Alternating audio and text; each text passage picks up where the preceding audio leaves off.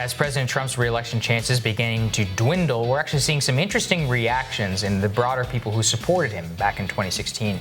Peter Thiel, the billionaire tech investor, has basically said that he's sitting this one out, as far as he can tell, because he does not believe that Trump will be re-elected. So I thought that that was a very important data point to point to, because Peter, as on top of being just a kind of a very contrarian thinker, was also, he made that public declaration for Trump at the RNC in 2016. He gave that speech. He was one of the only high-profile people. It was a big deal at the time. It was huge. To come out, not just back Trump, but put some money, real money, into organizations in order to try and back his re-election prospects. The fact that this has happened is, I think, a major signal to the broader billionaire investment community and others who were supportive of Trump, who say, you know what, at this point, I'm sitting this one out. That's very bad for him, because that was a real, I think, marker of legitimacy. That's it. Because Peter Thiel was on that, the council with Trump whenever he came into office. None of this ended up working out, but it was supposed to be this big business and nationalist connection in order to reform American industry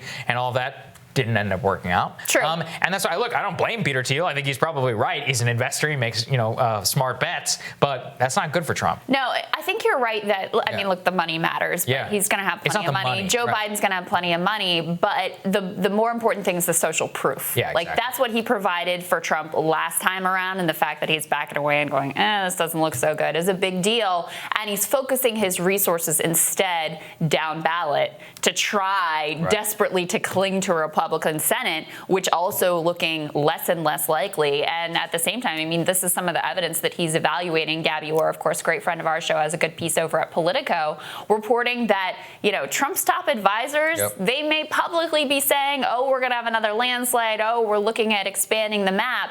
The reality is quite different. They are expecting to probably lose Michigan, probably lose Wisconsin, and realizing that they're going to have to pick up, first of all, they're going to have to shore up some of their base states. They talk specifically about moving to shore up North Carolina, Georgia, Arizona, and Iowa, places that they shouldn't have to worry about at all. And they're going to have to add in some states that they lost last time if they lose those states. So she has a quote from one top advisor. Of course, nobody is named on the record, but we don't need 306 in terms of electoral votes. We just need 270. We can lose Michigan and lose Pennsylvania and still win, said that top Trump advisor, noting that a win in New Hampshire combined with one in Nevada or New Mexico would provide enough electoral college support to prevent a defeat, even if Biden wins those industrial Midwestern states. That is states. not a bad point. But look, it's also not a coincidence. Where is Trump holding his first rally since Tulsa? New Hampshire. It's going to be an outdoor one. I think it's going to happen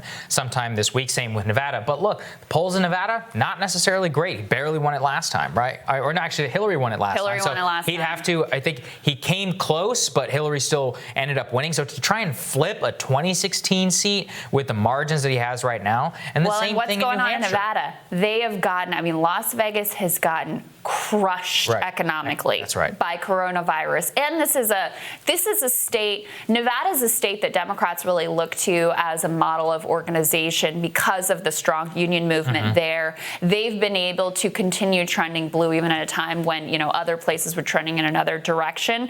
That's a very hard state to try to win back. New Mexico, we've been hearing the campaign talk about New Mexico. Win Arizona first, and I'll believe it. Let's start by making sure you win Arizona and Georgia. And that's the other piece here. This is actually a new forecast. I thought this tweet was really interesting, basically saying that a map of a Biden landslide, look at this. This is winning Texas. This is winning Georgia. This is winning North Carolina. This is winning states that Democrats should not be putting in play. And no one is saying that this is the likely outcome, but basically the indication here from The Economist is that their forecast model thinks that map of overwhelming Joe Biden landslide is actually more likely at this point than Donald Trump winning, which is stunning. Now, I do want to say, and I think this is really important to put out there, and I said this in my radar too, Democrats have placed a massively risky bet backing a candidate who cannot campaign, has nothing to say, and whose best strategy is essentially to stay hidden and hope that Donald Trump continues to self-immolate. And look, Trump has placed a bet on basically the coronavirus, this resurgence is not going to be that big a deal. We're going to come up with a treatment, or we're going to come up with a vaccine, less likely. A treatment is maybe more possible before November, and people are going to look to me for that economic response, and maybe it'll work out that way. And look, maybe it will. There's a lot of time between now and then, but today, the pandemic is surging out of control. It's the number one issue for people. The economic piece is the top of mind, and all of it has been an utter failure. And some of the most critical states that Trump needs to win, places like Florida, places like Arizona, potentially Texas, are the places that are seeing the worst surge right now. Massive surge. And that's the other issue, which is, again, it's all about seniors, which is that the senior vote was the one that they could rely upon this entire time. And seniors are fed up with the way that the administration has handled coronavirus. And by the way, a lot of seniors live in Arizona and Florida and Texas and these vitally important Sun Belt states. So it's just a confluence of the administration is not taking coronavirus seriously in the way it should. It doesn't really know what to do. It can't get its economic act together. It can barely get the coronavirus act together. And you combine that, as we say, with just the state of the economy and so much more. 75% of the country, 80% of the country in some polls saying that people are on the wrong track, and you set yourself up. Look, is that map going to happen? Probably not. But that is the upper bound limit, I think, of where this thing could end up. The lower bound limit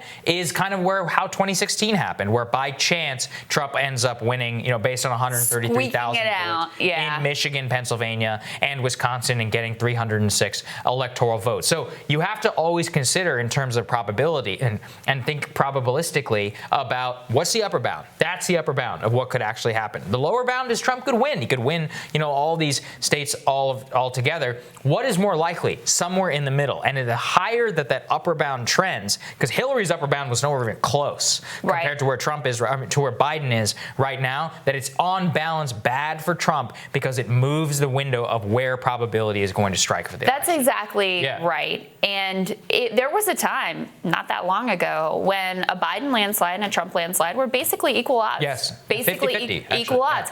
And now, essentially, a Biden landslide and Trump squeaking out a narrow victory are equal odds. That is not a place where you want to be. And here's the thing that gets me, the country's facing a lot of unprecedented challenges, and I don't want to downplay how hard it is to manage the federal government during that time of crisis. But we saw politicians like Andrew Cuomo and others who didn't really do much, right? Who just had this strong leadership vibe and acted like normal freaking human beings, and the public was like, "Thank God for you. Thank God that you're Mike there." DeWine in Ohio. Right. Who just acted normal, deferred to public health officials, acted normal. And if you're Donald Trump, you have the federal government at your disposal, and Democrats would work with you you could literally give people money. Who wouldn't take that opportunity, even if you don't care about how people are actually doing financially? Who wouldn't take that opportunity to try to win? That's the thing that blows my mind. If you actually care about winning, forget about caring about the human beings who are living in the country. If you just care about winning, what are you doing? This isn't complicated. No, it's not. And yet, ideology wins out every single time. They got him. I don't know what to say at this point. The corporate interests that run this town, they don't want to see that. They're doing fine. Stock market's doing great, so they don't want to see another fiscal response. There you go. All right, we're going to have more Rising for you after this.